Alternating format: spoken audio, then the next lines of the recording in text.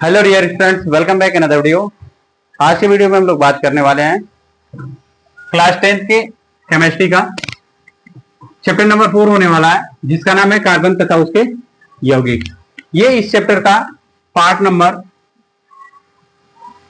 8 होने वाला है। तो हम आपसे रिक्वेस्ट करेंगे कि यदि आप इससे पहले के 7 पार्ट नहीं देखे हैं तो उन्हें पहले देखें, फिर उसके बाद इस वीडियो को देखेंगे तो आपको ये चैप्टर पूरी तरह से समझ में आएगा। अन्यथा यदि आप चाहते हैं कि हम एथिल अल्कोहल यानी कि एथेनॉल का और एसिटिक अम्ल का उपयोग के लिए केवल देख रहे हैं तो इसको आप देख सकते हैं। तो ये वीडियो आपके लिए फायदेमंद हो सकती है। तो चलिए बिना देर के वीडियो को स्टार्ट करते हैं।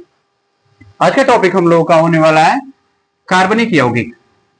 महत्वपूर्ण कार्बनिक यौगिक के बारे में हम लोगों को जानकारी लेनी है। इसमें सबसे पहले एक कार्बनिक यौगिक हो जाता है जिसका नाम है एथेनॉल। एथेनॉल को हम लोग एथिल अल्कोहल के नाम से भी जानते हैं। फिर उसके बाद दूसरा हो जाएगा हम लोग का एसिटिक अम्ल। तो इन दोनों के बारे में, ये दोनों बहुत इंपॉर्टेंट है परीक्षा के दृष्टि से और हम लोग के दैनिक जीवन में उपयोग भी किए जाते हैं, इसलिए ये दोनों कार्बनिक यौगिक बहुत इंपॉर्टेंट हो जाते हैं। आप परीक्षा के लिए भी इसको पढ़ सकते हैं और इसके दैनिक जीवन में उपयोग के लिए भी पढ़ सकते हैं, इसकी जानकारी ले सकते हैं। तो हम लोग सबसे पहले बात करते हैं एथेनॉल की। तो एथेनॉल की बात करें हम लोग तो एथेनॉल का जो अणु सूत्र होता है C2H5OH होता है, जो कि इसमें इसके बारे में सबसे पहले लिखा जाए तो यही लिखा जा सकता है कि यह OH समूह से आता है। OH समूह के लिए जो हम लोग आईपैक नेम लिखते हैं उसमें आल जोड़ देते हैं, इसीलिए इसका नाम एथेनॉल बनता है। ये पहला पॉइंट कर सकते हैं। दूसरा पॉइंट कर देंगे कि इसका अणु भार इतना होता है, इसका अणु भार 46 होता है और इसका अणु सूत्र C2H5OH होता है। तो सबसे पहले इसका बैकग्राउंड लिखेंगे, इतना लिख सकते हैं। फिर उसके बाद अगला हेडिंग डाल सकते हैं संरचना। तो संरचना इसका बनाना बहुत आसान है, आप लोग इससे पहले सीख चुके हैं। संरचना बनाते समय इसको आप लोग CH3 CH2 और OH कुछ इस प्रकार से बना सकते हैं संरचना। अब इसी चीज को क्या करते हैं कि हम लोग फैला देते हैं। C पे 3 हाइड्रोजन हो जाएगा, फिर C अगला जुड़ेगा तो 2 हो जाएगा, फिर OH ऐसे लगा देंगे तो कुछ इस प्रकार से हम लोग की संरचना बन जाती है। तो ये सिंपल रहता है, इसीलिए इसको थोड़ा सा याद नहीं रखेंगे, ठीक है। अब इसके भौतिक गुण में आते हैं। सबसे पहले जान लिए कि ये एथेनॉल है क्या। एथेनॉल है तो एथेनॉल के लिए हम लोग यही लिखेंगे कि यह एल्केन ग्रुप में OH लगाने से बनता है। इसका अणु सूत्र C2H5OH होता है, अणु भार 46 होता है और इसकी संरचना ये होती है। इसके बारे में थोड़ी सी जानकारी लिख देना है। उसके बाद में इसका भौतिक गुण आता है। भौतिक गुण मतलब आयोडीन में ये अपना गुण क्या रखता है देखने में। तो यह पहला है रंगहीन और ज्वलनशील होता है। इसको शराब के रूप में जिसको प्रयोग करते हैं मैक्सिमम उसमें मात्रा होती है इसकी, तो उसका टेस्ट जब देखेंगे तो ये ज्वलनशील गर्दन के पास में जलता है और यह रंगहीन होता है। इसका रंग नहीं पता कि शराब किस कलर की होती है, तो उसे आप देख सकते हैं। अगला, यह जल में पूर्णतया विलेय है। शराब में पानी डालकर पीते हैं, जल में जितना जल डालेंगे उतना में घुल जाएगा। इसका कोई मात्रा नहीं है कि कितना जल में हम घोल सकते हैं, आपके अनुसार है। अब इसका क्वथनांक हो जाएगा 78.1 डिग्री सेल्सियस। क्वथनांक मतलब क्या होता है, इतने ताप पर ये खौलने लगेगा, खौलने को ही कहते हैं क्वथनांक। इसका अपेक्षित घनत्व 0.789, बहुत सिंपल है, याद हो जाएगा। अगला, यह एक आर्द्रताग्राही द्रव है। आर्द्रताग्राही का मतलब होता है कि यह नमी को सोख लेता है, नमी को सोख लेता है। अगला है, यह उदासीन होता है। यह उदासीन का मतलब कि इसका pH मान 7 होता है, जैसे पानी का उसी तरह इसका 7 से कम होता है तो हम लोग कहते हैं कि अम्ल है, और 7 से ज्यादा है तो कहते हैं क्षार है। लेकिन यदि 7 हो जाए इसका pH मान तो कह देते हैं उदासीन। तो आई होप इसका भौतिक गुण समझ में आया। भौतिक गुण में क्या है, पहले रंगहीन है और ज्वलनशील होता है, पानी में विलेय होता है। इसका क्वथनांक कितना होता है 78.1 डिग्री सेल्सियस। क्वथनांक कितना होता है 0.789। घनत्व का मात्रक होता है, ये देखिए ग्राम पर ml, ग्राम पर ml होता है इसका घनत्व का मात्रक, लेकिन अपेक्षित घनत्व का मात्रक कोई नहीं होता है। घनत्व का मात्रक केवल ग्राम पर ml हो जाता है। यह आर्द्रता ग्राही मतलब यह नमी को सोखता है, यह उदासीन होता है। ये रही एथेनॉल का भौतिक गुण। आगे बढ़ते हैं तो आगे हम लोगों को मिल जाएगा एथेनॉल का रासायनिक गुण। रासायनिक गुण में सबसे पहले हम लोग बात करेंगे कि यह दहन के रूप में प्रयोग किया जाता है। इससे पहले वाली वीडियो में भी हमने बात किया था दहन के रूप में कैसे प्रयोग किया जाता है। तो एथेनॉल को जब ऑक्सीजन की उपस्थिति में जलाते हैं तो हमने कल बताया था कि कार्बन डाइऑक्साइड जल और उष्मा और प्रकाश देता है। ये कल का ही है, संतुलित कर दिया गया है 3 लगाकर 2 लगाकर, और कुछ नहीं है। उसके बाद हम लोग बढ़ते हैं तो आगे हम लोगों को मिल जाएगा क्षार धातु से क्रिया। जो हम लोग के शुरू के पोटेशियम सोडियम था, तो उसे यदि क्रिया कराते हैं तो हमको क्या मिल जाएगा, हाइड्रोजन गैस मुक्त करेगा। यही याद रखना है, लिख सकते हैं कि जब एथेनॉल क्षार धातुओं से क्रिया करता है तो हाइड्रोजन को मुक्त करता है। फॉर एग्जाम्पल में दिखा देना है, एथेनॉल प्लस में Na, सोडियम क्षार धातु है, इससे क्रिया कराएं तो ये हाइड्रोजन गैस को हटा दिए, अब प्लस में जो बच गया देख लीजिए, यहां से हाइड्रोजन को हटाए सोडियम को लगा दिए, इसका नाम हो गया सोडियम एथॉक्साइड। अब प्लस में हाइड्रोजन गैस को मुक्त कर दिया। बस इतना ही बात लिखनी है कि जब एथेनॉल किसी क्षार धातु से क्रिया करता है तो हाइड्रोजन गैस को मुक्त करता है। ठीक है, आगे बढ़ते हैं। आगे मिल जाता है नंबर 3 H2 सांद्र H2SO4 से क्रिया, सांद्र सल्फ्यूरिक अम्ल से क्रिया कौन करेगा, एथेनॉल। जब एथेनॉल सांद्र H2SO4 से क्रिया करता है तो यह 3 गुण दर्शाता है।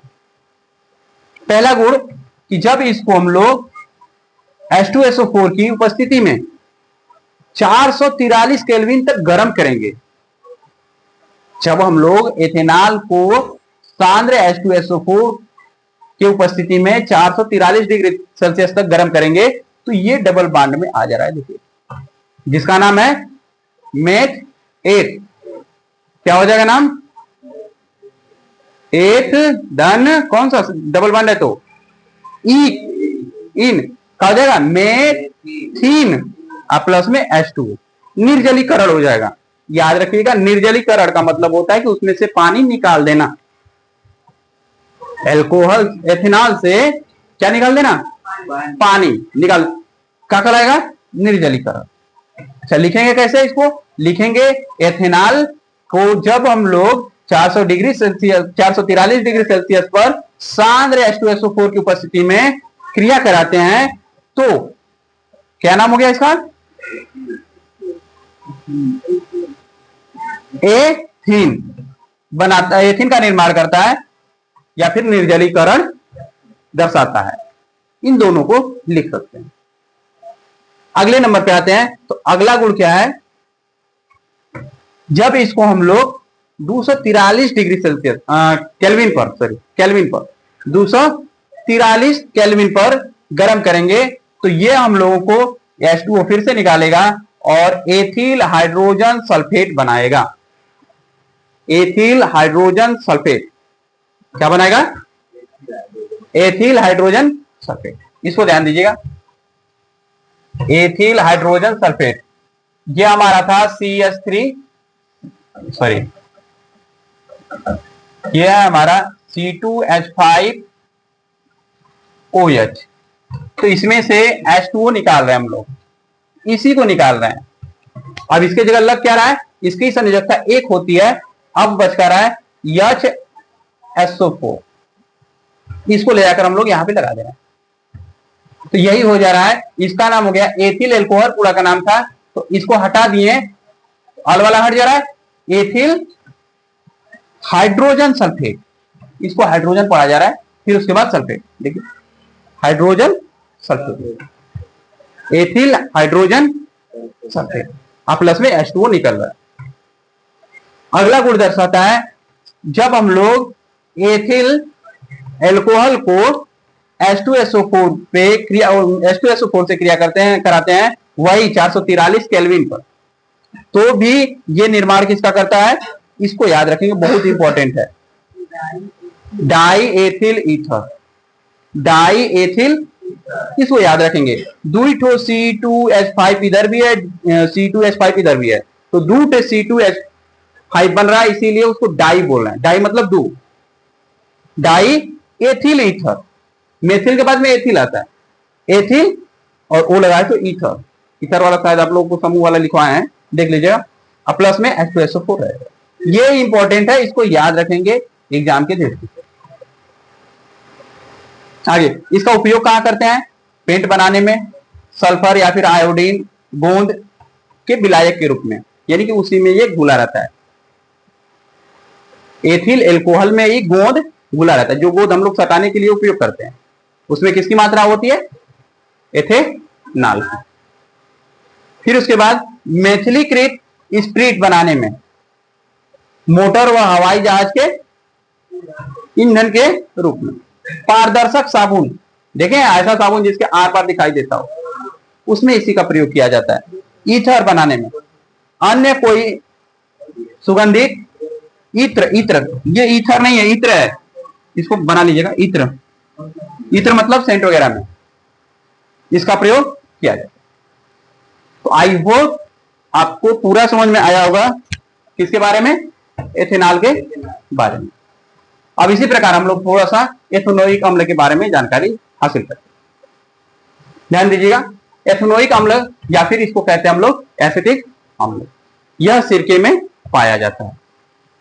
इसका अणु सूत्र कितना होता है, CH3COOH। अणु भार कितना होता है, 60।